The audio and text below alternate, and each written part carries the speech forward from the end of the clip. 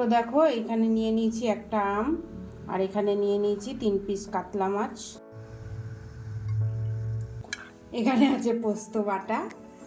তো অবশ্যই কমেন্ট করে জানাবে তোমরা এরকম পোস্ত দিয়ে ম্যাঙ্গো কাতলা খেয়েছো কিনা। সর্ষে, পাঁচফোড়ন, কাতলা মাছটা দিয়ে দিলাম। সর্ষে, পাঁচফোড়ন সোমবার দিয়ে কাতলা মাছটা হালকা করে ভেজে নিচ্ছি।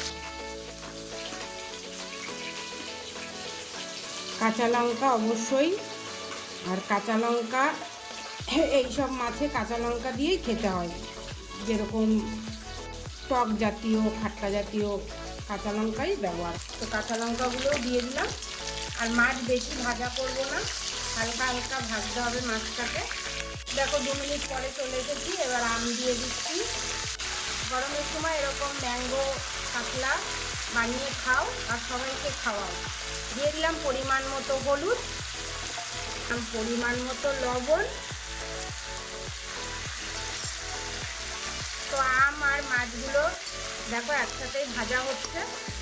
কাঁচা মাছ তোমরা চাইলে কাঁচা মাছও রাঁধতে পারো, কাঁচা মাছ রাঁধলেও বেশি ভালো হয়, কিন্তু আমি বেশি কাঁচা রাঁধছি না, একটুখানি ভেজে নিলাম তেলের উপরে, বেশি ভাজলাম না, দেখতেই পেয়েছো।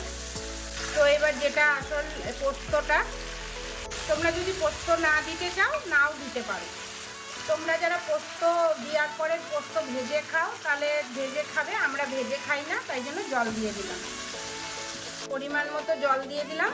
আর একটু সামান্য বিট লবণটা দিলে ম্যাঙ্গোর স্বাদটা ভালো লাগে। 5 মিনিটের জন্য এবার ঢেকে দেবো। ঢেকে দেওয়ার পরে আসছি।